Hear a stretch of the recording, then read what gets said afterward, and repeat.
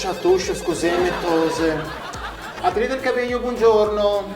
Ah, ciao architetto, ciao, sì, amo. Ho visto i progetti, sì.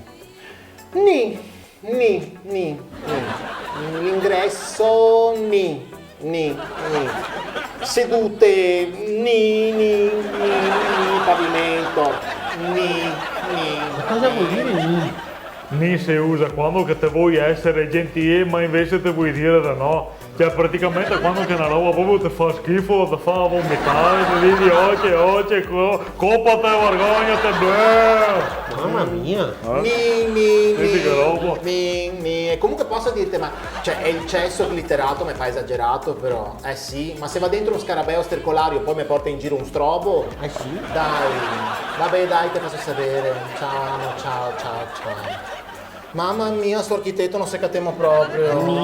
Ni. Sì, comunque era genitoso dei superiori, compagno di classe, da farlo lavorare. Io stasera ho la cena con quelli delle superiori e ti dico la sincera verità, non vedo l'ora di rivederli. Non so se io vuoi rivederti te. Beh, almeno si rifanno gli occhi. Guarda che loro sono quasi tutti più brutti. L'unica rimasta uguale sono io.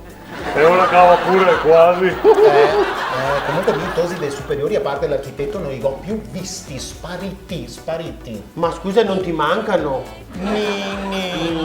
Come dico sempre, chi non me va più a genio che torna pure ne a lampada.